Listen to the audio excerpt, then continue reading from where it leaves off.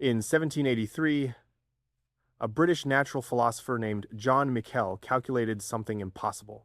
Using nothing but Newton's laws of gravity and the newly discovered speed of light, he predicted the existence of objects so massive, so dense, that not even light itself could escape their gravitational pull. He called them dark stars. The scientific community dismissed the idea as a mathematical curiosity, an interesting equation with no basis in physical reality. 240 years later, we have photographed these impossible objects. We've watched stars orbit around them at speeds exceeding 20 million kilometers per hour. We've detected the gravitational waves they produce when they collide, ripples in the fabric of space-time itself that traveled across billions of light years to reach our detectors.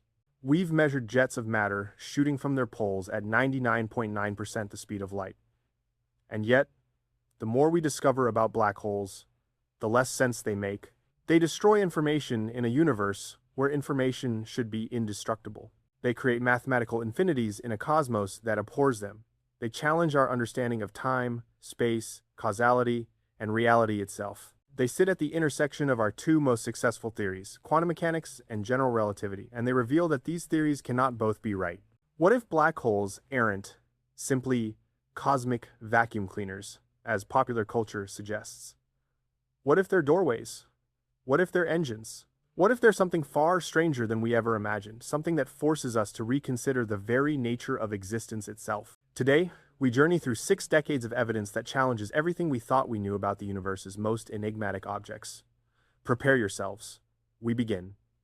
November 1915. Albert Einstein has just published his field equations of general relativity, 10 interlocking differential equations that describe how matter and energy curve the fabric of space-time, and how that curvature tells matter how to move. The equations are beautiful, elegant, and fiendishly complex. Einstein himself believes they might be too complex to ever solve exactly. Within weeks, a German physicist serving on the Russian front during World War I proves him wrong.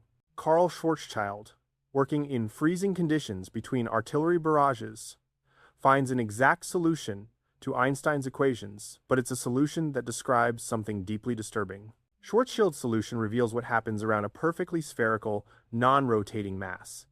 As you move closer to the center, gravity intensifies predictably until you reach a critical boundary. At this boundary, called the Schwarzschild radius, something breaks. Time slows to a stop. Space becomes infinite. The mathematics produce what physicists call a singularity, a point where the equations themselves collapse into meaninglessness. For a mass like the Sun, this Schwarzschild radius lies deep within the star itself, at about 3 kilometers from the center. Nothing unusual happens there, because it's buried under 700,000 kilometers of plasma. But Schwarzschild's equations suggest something extraordinary. If you could compress the Sun down to a sphere just 6 kilometers across, crushing all of its mass into a volume smaller than Manhattan, this mathematical boundary would emerge into real space. At that moment, the object would vanish. Not in the sense of disappearing, but in the sense of separating itself from the rest of the universe. The gravitational field would become so intense that space-time itself would curve into a closed surface.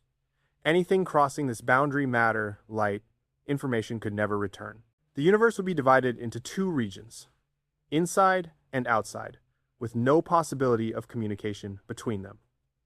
Einstein hated this solution. He called it pathological and spent years trying to prove it couldn't exist in nature. Schwarzschild himself never saw the implications of his work. He died of a skin disease just 4 months after publishing the solution, at age 42. For decades, Schwarzschild's solution remained a mathematical curiosity. Most physicists agreed with Einstein. Nature surely had some mechanism to prevent such bizarre objects from forming. The prevailing wisdom held that stars might collapse to extremely dense states, but never to true singularities. Then, in 1930, a 19-year-old Indian student named Subramanian Chandrasekhar made a calculation during a sea voyage from India to England. Using the newly developed principles of quantum mechanics, he calculated what happens when a star exhausts its nuclear fuel and collapses under its own gravity. Stars are supported by pressure initially from fusion reactions, but when those cease, by the quantum mechanical principle called electron degeneracy pressure. This pressure arises from the Pauli exclusion principle, which states that no 2 electrons can occupy the same quantum state. When you try to compress matter, electrons resist being squeezed too close together. This resistance can support a dead star indefinitely. But Chandrasekhar discovered a limit. If a stellar remnant exceeds approximately 1.4 times the mass of the Sun, a value now called the Chandrasekhar limit, electron degeneracy pressure cannot support it. The equations were unambiguous. Such a star must collapse further. When Chandrasekhar presented his findings to the Royal Astronomical Society in 1935, the legendary physicist Arthur Eddington, Chandrasekhar's mentor, publicly ridiculed the work. There should be a law of nature to prevent a star from behaving in this absurd way, Eddington declared. The astronomical establishment sided with Eddington. Chandrasekhar's career was nearly destroyed. He left England for the University of Chicago, where he worked in relative obscurity for decades. It would take more than 30 years for the astronomical community to accept what his mathematics had proven. In 1934, astronomers Walter Baade and Fritz Zwicky proposed what seemed like a solution to the collapse problem. They suggested that when massive stars explode as supernovae, their cores collapse into incredibly dense neutron stars objects where protons and electrons are crushed together to form neutrons, creating matter at nuclear density. A neutron star is so dense that a sugar cube-sized chunk of it would weigh as much as all of humanity, approximately 1 billion tons.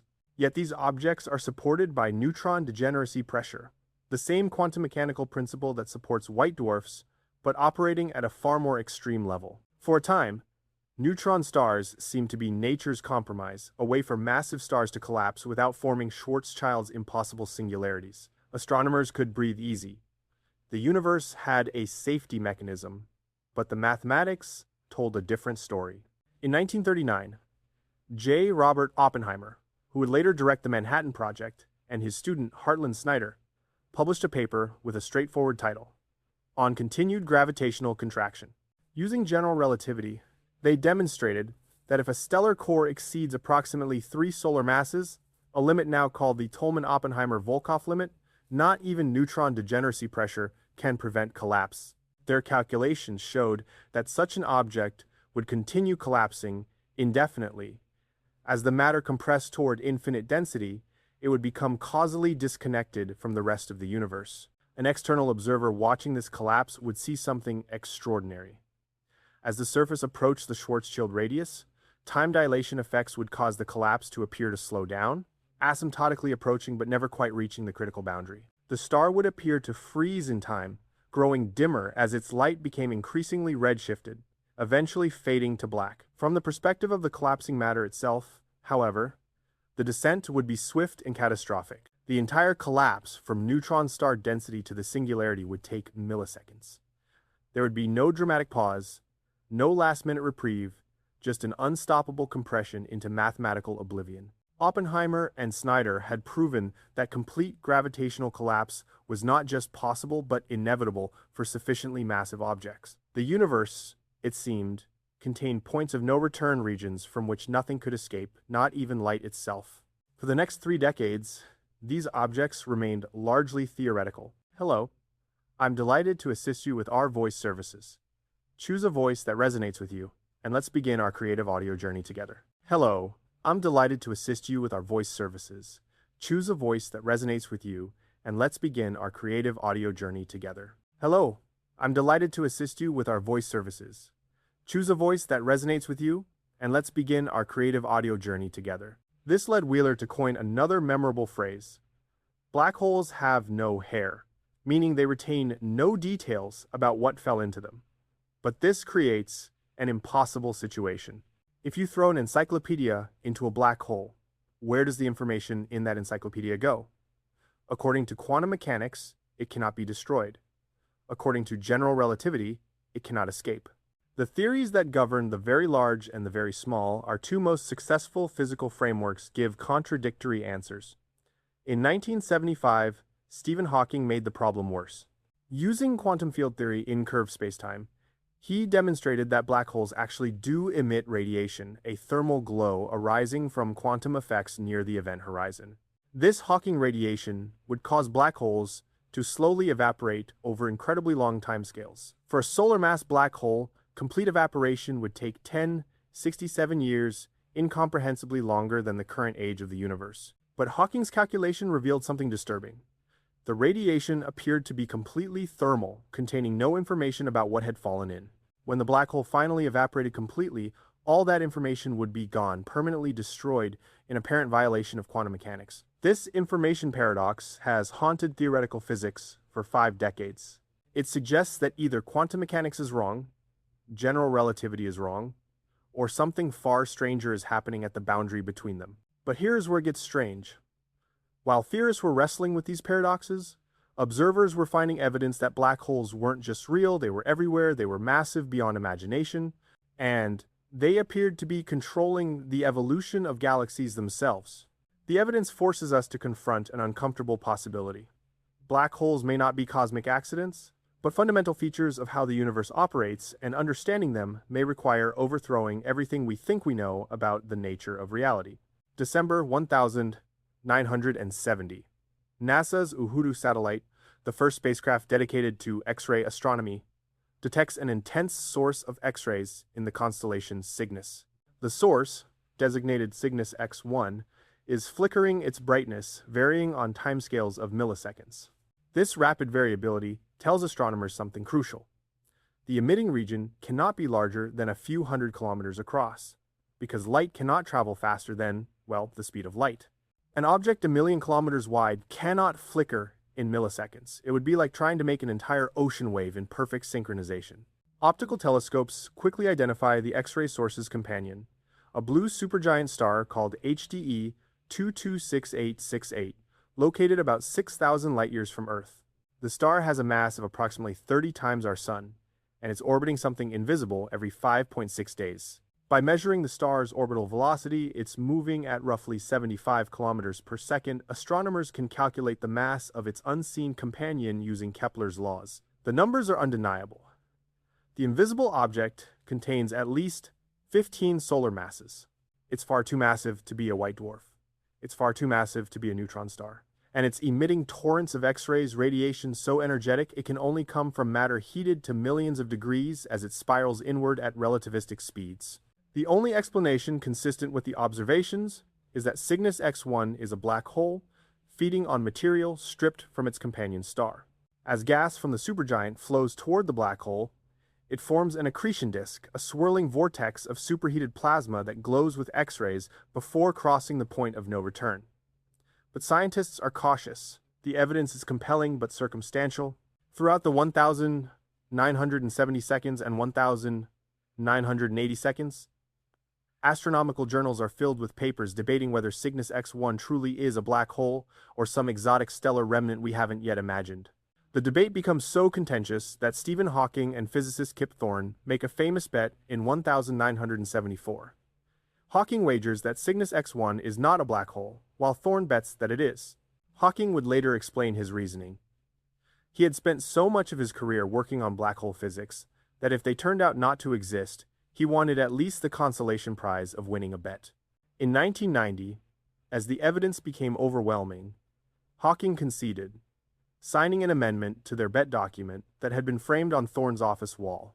By the early 2000s, improved observations would reveal that the black hole in Cygnus X1 contains not 15 but 21 solar masses, spinning at more than 800 rotations per second, an object as massive as 21 suns, compressed into a region smaller than Los Angeles, rotating so fast that its surface moves at 60% the speed of light. While astronomers were identifying stellar mass black holes in binary systems, radio astronomers had stumbled upon something far stranger at the center of our own galaxy.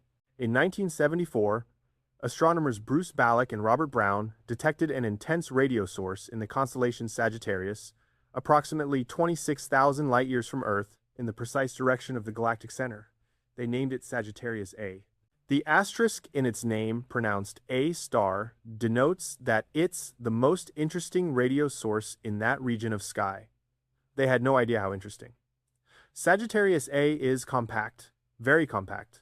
Observations using very long baseline interferometry, a technique that links radio telescopes across continents to create a virtual telescope the size of Earth, reveal that the radio emission comes from a region no larger than the orbit of Mercury, yet the region is intensely luminous at radio wavelengths, emitting as much energy as 1,000,000 suns. In the 1,990 seconds, astronomers led by Andrea Ghez at UCLA and Reinhard Genzel at the Max Planck Institute began a systematic campaign to track the motions of individual stars near Sagittarius A using infrared telescopes. Infrared light can penetrate the dust that obscures visible light from the galactic center, allowing them to watch stars orbiting the mysterious radio source. What they discovered was extraordinary. Stars near Sagittarius A are moving at speeds that seem impossible. One star, designated S2 or S02 inches, GES nomenclature, completes an orbit every 16 years, reaching speeds exceeding 5,000 kilometers per second at its closest approach, nearly 2% the speed of light. At perihelion, its nearest point S2 passes just 17 light hours from Sagittarius A, closer than Neptune is to our Sun. Using Kepler's third law, the same mathematics that Newton used to calculate the mass of the Sun from planetary orbits, astronomers can determine the mass of whatever S2 is orbiting. The calculation is straightforward and the result is shocking. Sagittarius A contains approximately 4 million times the mass of our Sun, confined within a region of space smaller than Mercury's orbit. No cluster of stars could remain gravitationally bound at such density. Stellar collisions would tear it apart. No cloud of dark matter could exist in such a configuration.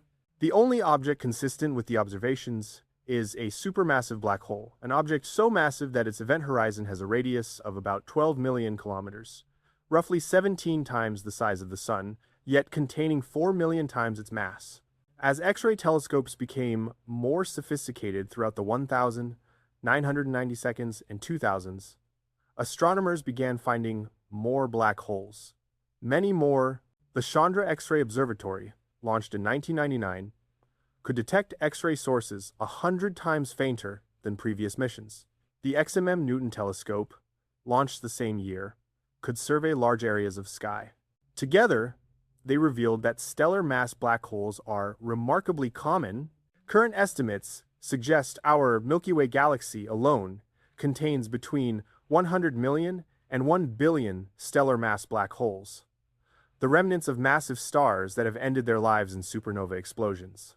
Most of these objects are invisible, drifting silently through interstellar space. We can only detect them when they have companion stars to feed on, or when they occasionally capture and shred passing gas clouds. But the real surprise came from surveys of distant galaxies. By the early 2000s, it had become clear that essentially every large galaxy harbors a supermassive black hole at its center objects, ranging from millions to billions of solar masses. The Hubble Space Telescope found them in galaxy after galaxy. Elliptical galaxies, spiral galaxies, irregular galaxies. Size varies, but the presence is universal. Moreover, astronomers discovered a remarkable relationship. The mass of a galaxy's central black hole is tightly correlated with the mass of its bulge, the spherical distribution of stars at the galaxy's center. This correlation, known as the M-sigma relation, is so precise that astronomers can predict a black hole's mass just by measuring the random velocities of stars in the galactic bulge. This relationship is deeply puzzling.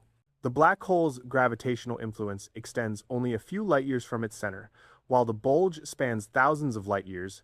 How can objects, separated by such vast distances, know about each other? How can a supermassive black hole, containing just a few tenths of a percent of the galaxy's total mass, somehow regulate the formation of a structure thousands of times larger? The correlation suggests that black holes aren't simply gravitational endpoints, they're active participants in galaxy formation and evolution. They're not cosmic footnotes, but central characters in the story of how structure emerges in the universe. The evidence for black holes' central role in cosmic evolution comes from objects called quasars, quasi-stellar radio sources.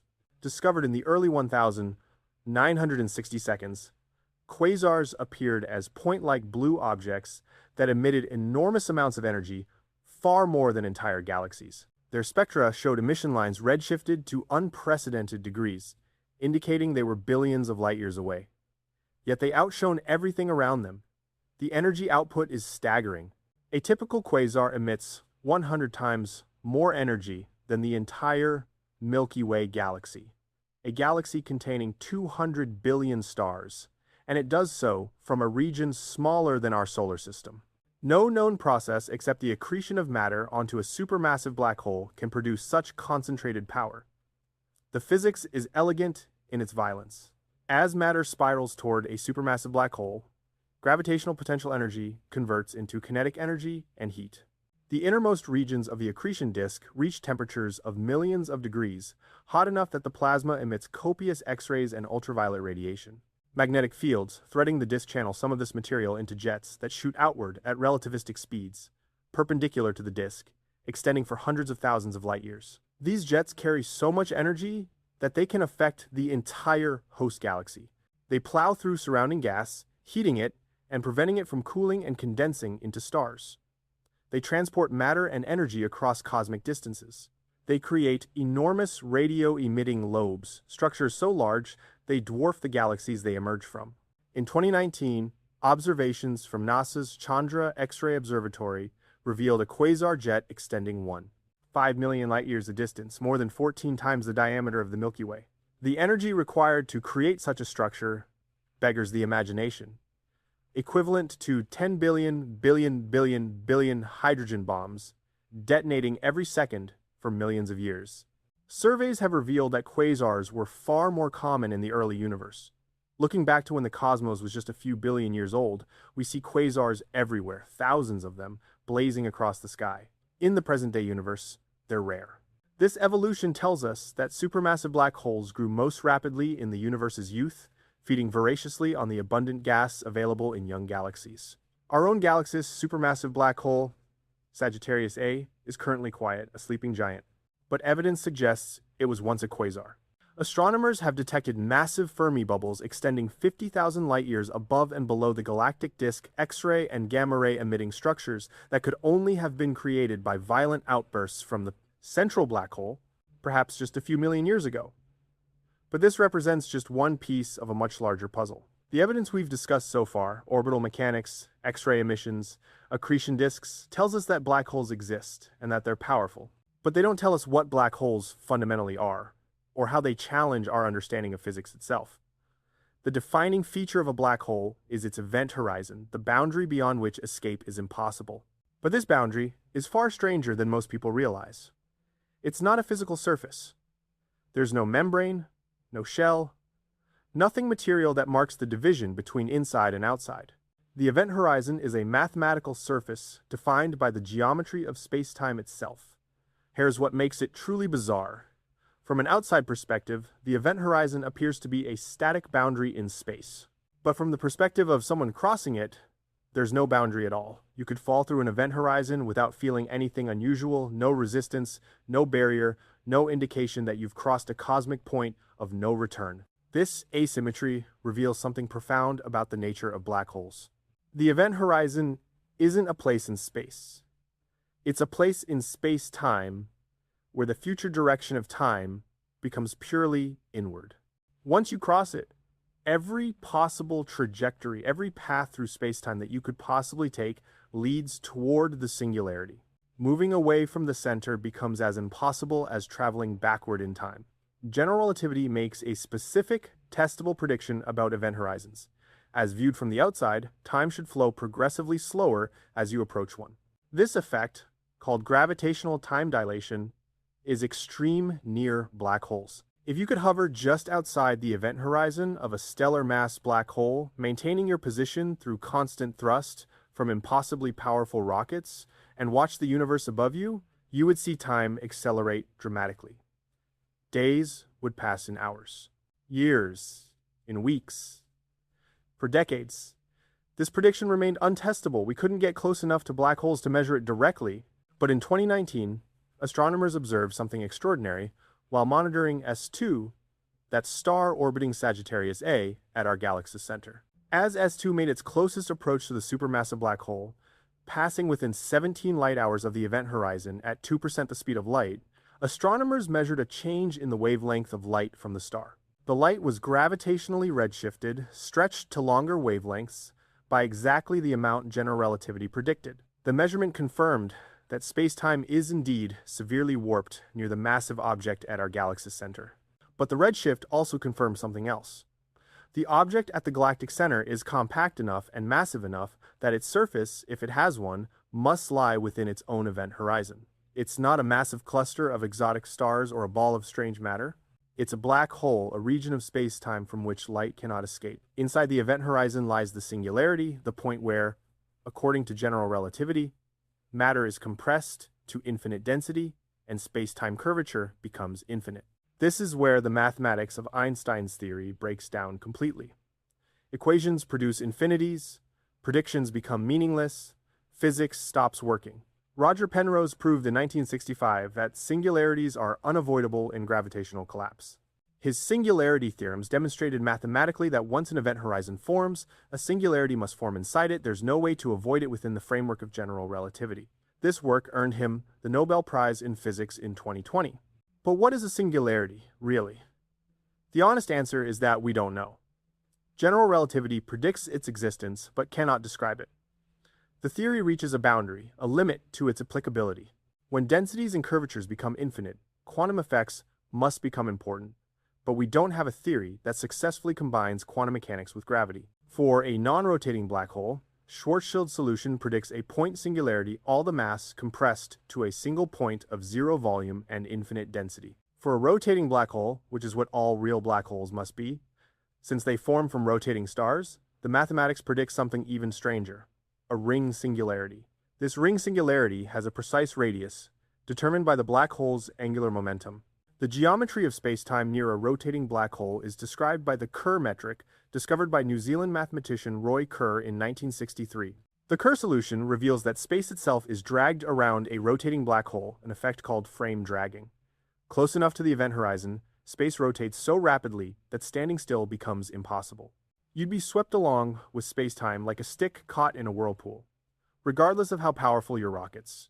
The ring singularity of a rotating black hole has a property that's mathematically fascinating and physically disturbing.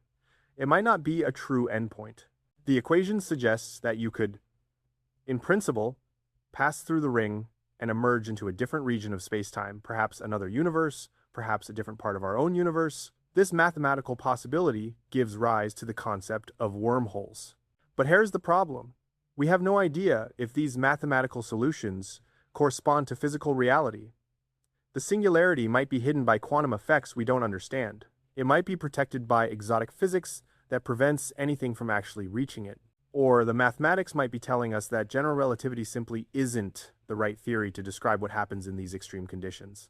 In 2019, astronomers using multiple radio telescopes linked across 4 continents achieved something remarkable. They directly imaged the shadow of a black hole's event horizon.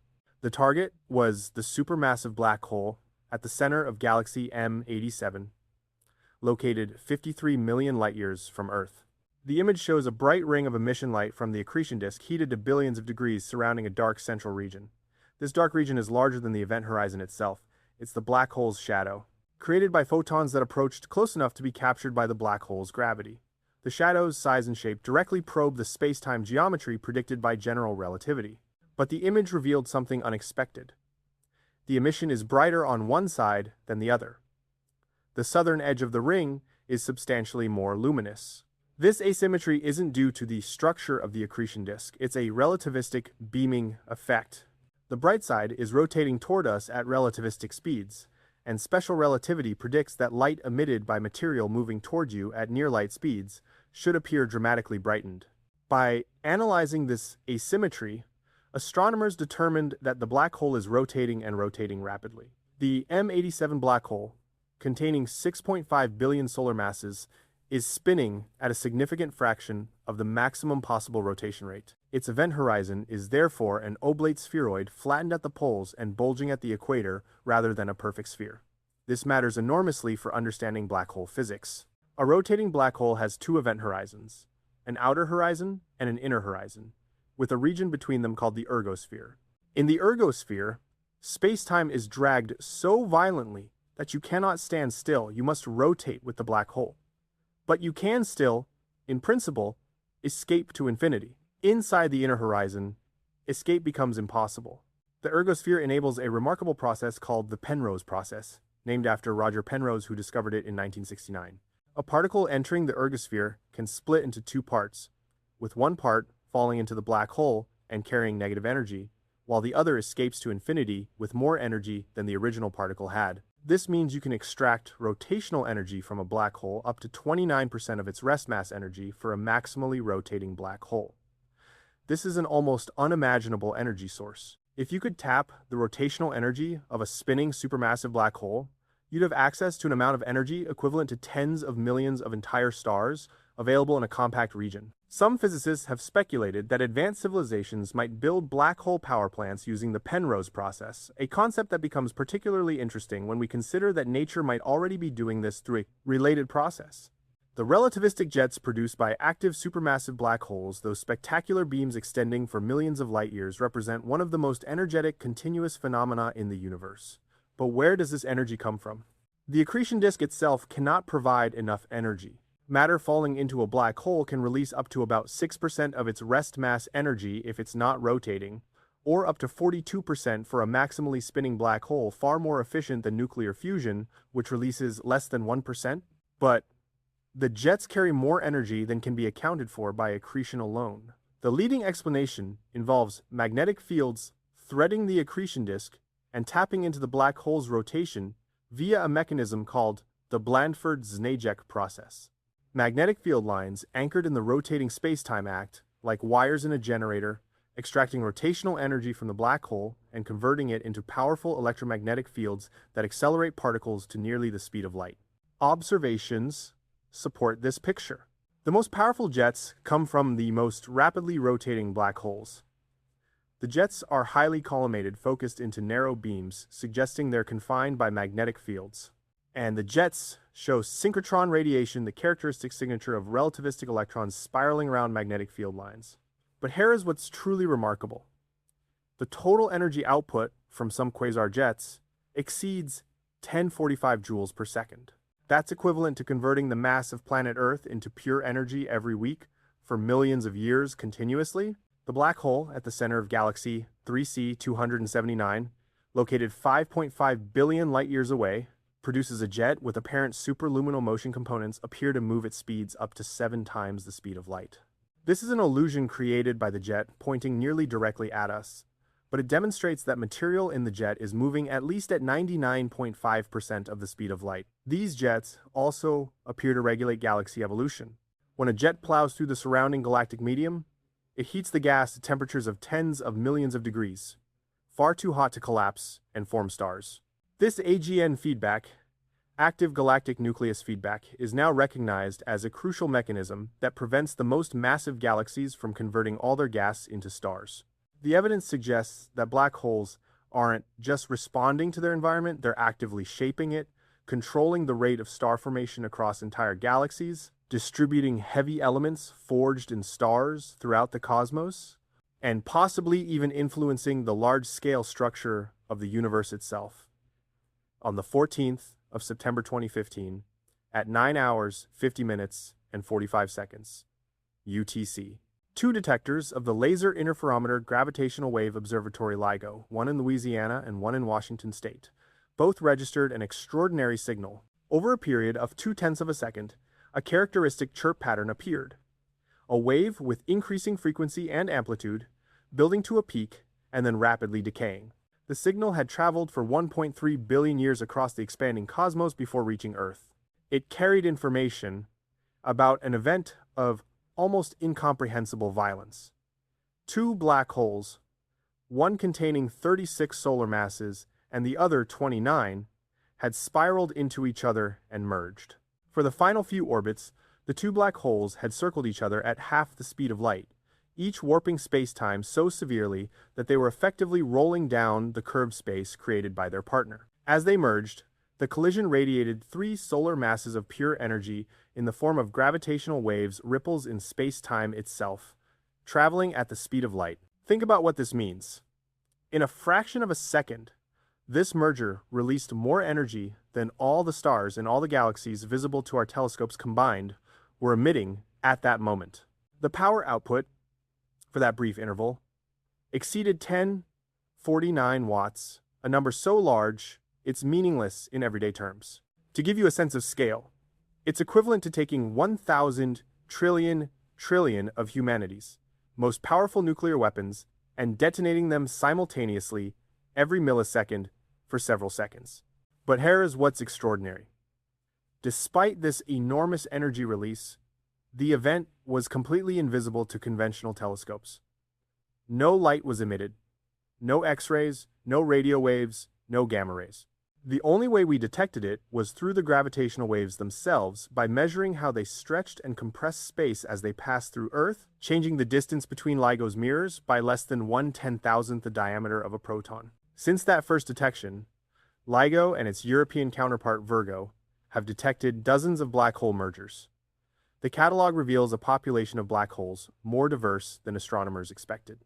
We've observed mergers of stellar mass black holes ranging from about 7 to 90 solar masses. We've detected spinning black holes with their spin axes aligned and misaligned with their orbital angular momentum.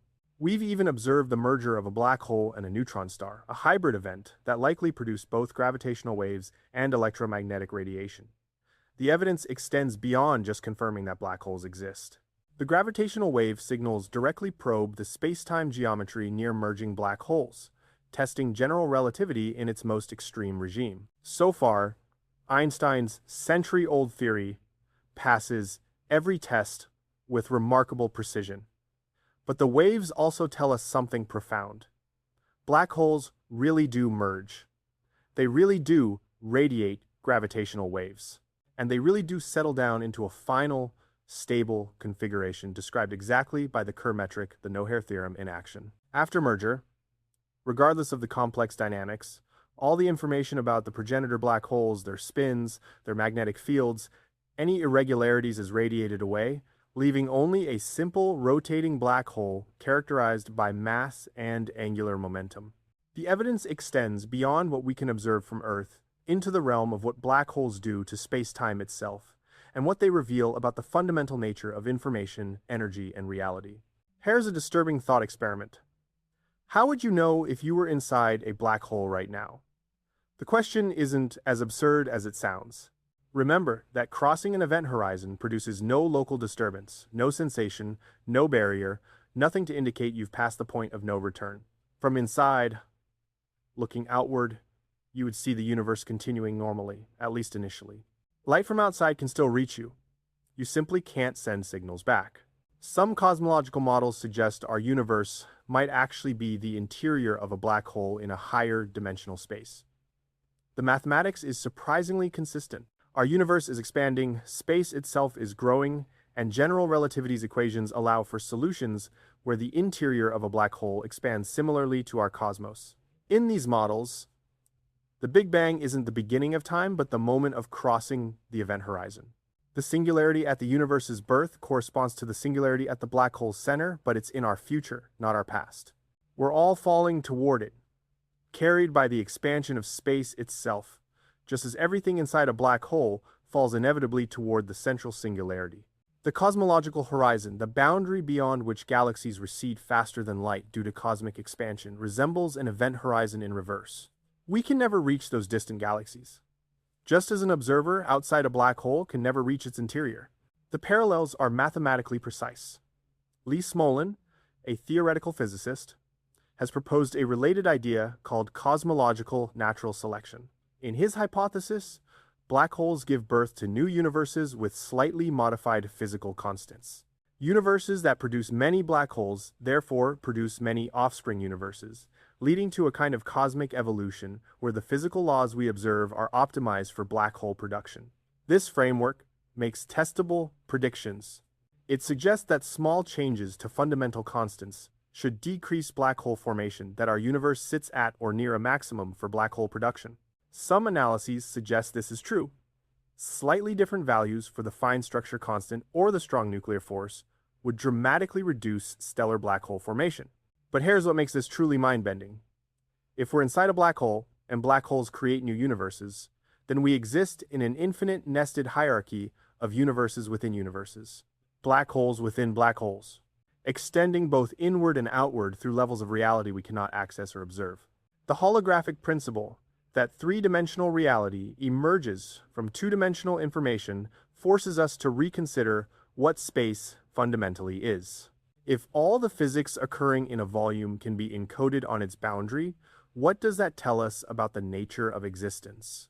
Consider your immediate surroundings. The room you're in contains trillions upon trillions of particles, each with its own quantum state. Classical intuition says this information is stored in the three-dimensional volume the particles occupy, but the holographic principle says all of that information, every quantum bit describing every particle, can be encoded on the rooms, walls, floor, and ceiling. This seems impossible. How can a two-dimensional surface store information about three-dimensional reality? The answer involves quantum entanglement and the strange nature of quantum information. The interior isn't storing independent information. It's a holographic projection of information on the boundary, realized through intricate patterns of quantum entanglement. Recent developments in quantum gravity have made this more concrete. In 2019, physicists demonstrated that the emergence of space from entanglement can be understood through quantum error correction codes, the same mathematical structures used to protect quantum computers from errors. Space-time geometry appears to emerge as a way of organizing quantum information efficiently. This has profound implications for understanding black holes. If the universe is holographic, then when you fall into a black hole, you don't disappear into a separate interior, you're encoded on the stretched horizon as seen by an outside observer. From your perspective, you fall through smoothly. From an outside perspective, you're spread across the horizon, your information encoded in the quantum state of the event horizon itself. Both descriptions are equally valid. This is called black hole complementarity, proposed by Leonard Susskind. It's not that one perspective is right and the other wrong, both are correct descriptions of the same physics, just as a hologram shows different images from different angles. But this raises a disturbing question. If you can be simultaneously inside and on the surface of a black hole, depending on the observer, what does that mean for the uniqueness of reality? Are there multiple equally valid descriptions of what's happening, with no privileged perspective? Does this mean reality itself is observer-dependent at the most fundamental level? Rolf Landauer, a physicist at IBM, once stated a principle that has become increasingly central to physics. Information is physical. You cannot have information without a physical system to store it, and manipulating information requires physical processes that obey physical laws. Black holes make this principle starkly concrete. The information paradox isn't abstract philosophy, it's a real crisis about what happens to physical quantum states when matter crosses an event horizon. The resolution, whatever it turns out to be, will tell us something fundamental about how information relates to space-time. One possibility, suggested by various physicists, is that information is never truly lost because space-time itself is made of quantum information. Space isn't a stage on which physics happens. Space emerges from quantum entanglement between fundamental information-carrying degrees of freedom. When matter falls into a black hole, its information is redistributed across the entanglement structure of space-time, encoded in subtle correlations that eventually appear in Hawking radiation. This view suggests reality is fundamentally informational. Matter, energy, space, and time are all emergent phenomena arising from deeper quantum information processes.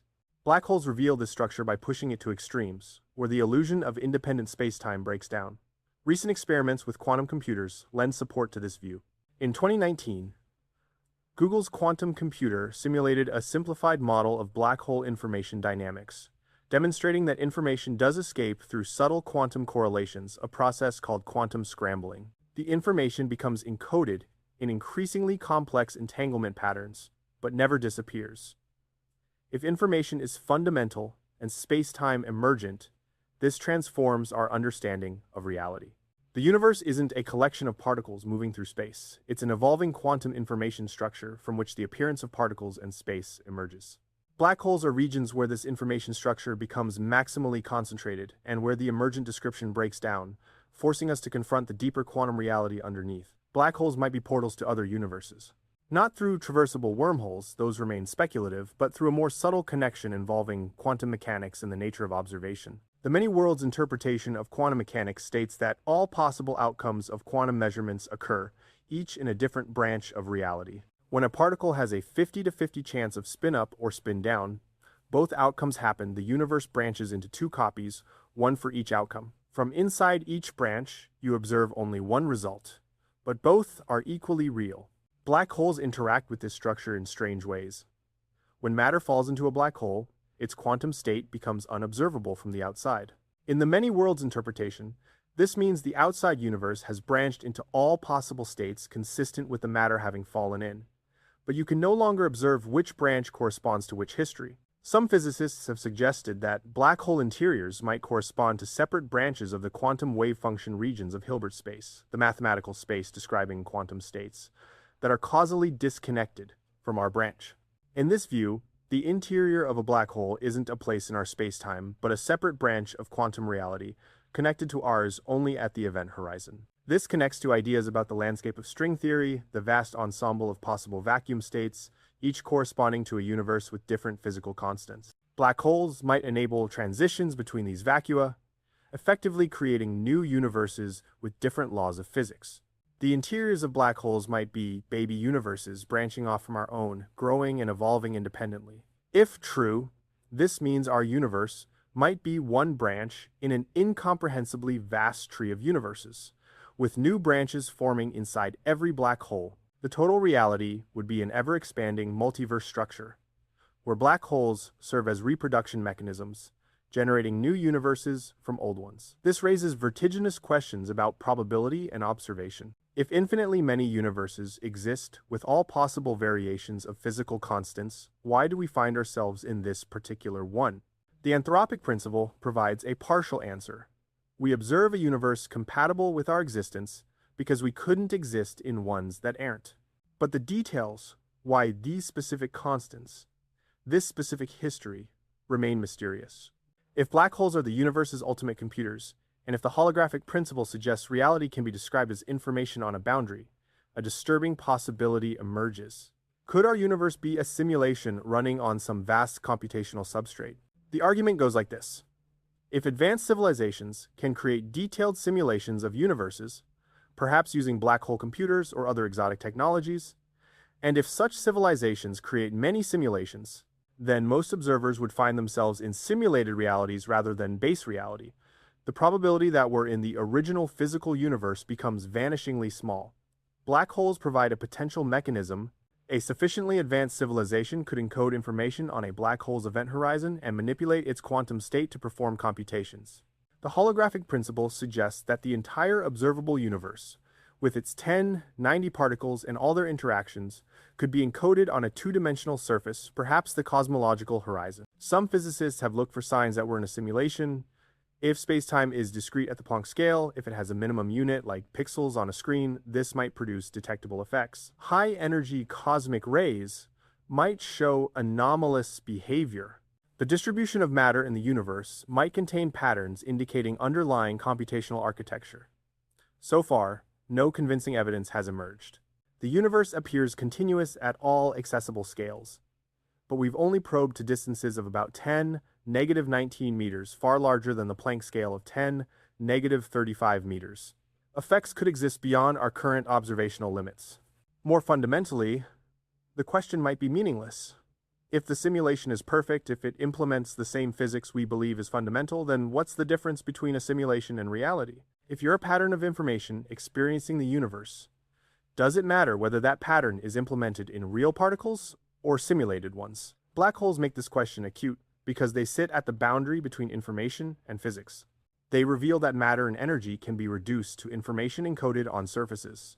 They demonstrate that reality has a computational structure, describable in terms of quantum bits and information processing. They force us to confront the possibility that the distinction between simulation and reality might not be as clear as we assume. Here is the central mystery that black holes reveal.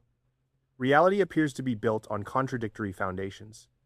General relativity describes space-time as a smooth, continuous geometry. Quantum mechanics describes reality as discrete, probabilistic, fundamentally uncertain, near black holes. Both theories are necessary, and they contradict each other. The event horizon is a surface in space-time defined by general relativity's curved geometry. The information paradox arises from quantum mechanics' demand that information be conserved. The firewall paradox emerges from trying to reconcile quantum entanglement with general relativity's equivalence principle. Every attempt to resolve these paradoxes requires abandoning something we thought was fundamental: locality, unitarity, smoothness of space-time, the independence of measurement outcomes. Black holes force us to choose which sacred principle to sacrifice. But perhaps the lesson is different. Perhaps these aren't contradictions to be resolved but complementary aspects of a deeper reality we don't yet understand. Perhaps space-time and quantum mechanics are both emergent descriptions, approximately valid in different regimes, arising from a more fundamental theory that transcends both. String theory attempts to provide such a framework, describing reality as vibrating strings in higher dimensions, whose different vibrational modes correspond to different particles and forces. Loop quantum gravity attempts another approach, treating spacetime itself as woven from discrete quantum threads. Other approaches, causal sets, emergent gravity, quantum gravity, explore different mathematical structures. None has yet succeeded in providing a complete, testable theory of quantum gravity. But all agree on one point. Understanding black holes is essential. They're the Rosetta Stone of quantum gravity, the place where all approaches must converge, where any successful theory must reproduce the known properties, Hawking radiation, Bekenstein-Hawking entropy, the structure of event horizons, while resolving the paradoxes. The most profound implications emerge when we consider that black holes might be showing us that reality itself is paradoxical at the deepest level, that the universe is stranger than we can imagine, built on principles that transcend logic itself, where contradictory statements can both be true, because truth itself is context-dependent and observer-relative. Black holes don't just challenge our theories. Hello, I'm delighted to assist you with our voice services. Choose a voice that resonates with you, and let's begin our creative audio journey together. We've watched stars orbit around them at relativistic speeds. We've measured their temperatures and calculated their entropies. But the deeper we look, the stranger they become. Black holes aren't simply massive objects. They're regions where space and time exchange roles, where the future direction points inexorably inward, where the geometry of reality itself becomes so warped that our best physical theories collapse into contradictions and paradoxes. They store information on their surfaces rather than in their volumes, suggesting that three-dimensional space is an illusion, a holographic projection of more fundamental two-dimensional physics. They connect quantum entanglement to space-time geometry, implying that space itself emerges from quantum information. They challenge the conservation of information while simultaneously providing nature's ultimate information storage and processing systems. They power the most energetic phenomena in the universe, quasars blazing with the luminosity of trillions of stars, jets extending for millions of light years, gravitational waves carrying the energy of millions of suns. Yet they also represent the ultimate silence regions of space-time, causally disconnected from our own, forever beyond observation or communication. They regulate galaxy formation, control the distribution of matter across cosmic scales, and may even give birth to new universes. They're not cosmic accidents, but fundamental features of how reality operates at its extremes. The scientific consensus is clear on several points. Black holes exist. The evidence is overwhelming and comes from multiple independent observations. Orbital mechanics of stars and gas, X-ray emissions from accretion disks, gravitational wave detections from mergers, direct imaging of event horizon shadows. General relativity accurately describes their large-scale properties. The masses, spins, and gravitational effects all match Einstein's century-old predictions with extraordinary precision. They possess physical properties like temperature and entropy, despite being vacuum solutions to Einstein's equations. This reveals deep connections between gravity, quantum mechanics, and thermodynamics. Information is somehow preserved, though we don't understand the mechanism. The alternatives, that information is destroyed or that firewalls incinerate in falling matter, seem even more implausible than the mysteries they would solve. But here's what remains unknown. What happens at the singularity? Does infinite density truly exist? Or does quantum gravity prevent it? Is there something beyond the singularity, another space-time, another universe, or nothing at all? How is information encoded and retrieved? If Hawking radiation carries information, how is it encoded in apparently thermal radiation? What determines which information escapes and when? What is the quantum structure of space-time near the horizon? Is there a firewall? A smooth transition? A fuzzy horizon extended over many Planck lengths? Something even stranger? Are event horizons truly impenetrable? Could exotic quantum effects allow information to escape through mechanisms we haven't imagined? Could the equivalence principle fail in ways so subtle we haven't detected them? What is the relationship between black holes and the fundamental nature of reality? Are they showing us that space is emergent, that information is primary, that reality is observer-dependent? Or are they revealing limitations in our ability to understand nature? The coming decades will bring new observations and insights. LIGO will detect gravitational waves from supermassive black hole mergers across the cosmos. Enhanced Event Horizon Telescope observations will produce movies of material swirling around event horizons. Advanced quantum computers will simulate black hole information dynamics with unprecedented precision. Theoretical work continues on quantum gravity, with string theory, loop quantum gravity, and other approaches making progress toward a unified framework. Laboratory analogs of black holes allow controlled experiments on Hawking radiation and horizon physics. But perhaps the most important developments will come from unexpected directions, observations that challenge current paradigms, experiments that reveal new phenomena, theoretical insights that transform how we think about space, time, information, and reality itself. Black holes force us to confront something humbling. The universe is under no obligation to make sense to us. Reality doesn't care about our intuitions, our expectations, or our conceptual frameworks. It simply is what it is, and what it is appears to be far stranger than we ever imagined. We are pattern-recognizing organisms that evolved to navigate a world of medium-sized objects moving at moderate speeds. We've extended our reach through mathematics and technology, probing scales from subatomic particles to galaxy clusters, from femtoseconds to the age of the universe. And at the extremes in black holes, we found that reality doesn't conform to the categories our minds create. Space and time, cause and effect, inside and outside, observer and observe, these distinctions blur and fail. What we thought were fundamental features of existence turn out to be approximations, valid only in the narrow regime where we evolved. Black holes stand at the boundary of knowledge, marking the edge of what we understand and pointing toward vaster mysteries beyond. They're signposts indicating that the journey of discovery is far from over, that we're still in the early chapters of humanity's quest to comprehend the cosmos we inhabit. The universe is vast, the mysteries are endless. The journey continues.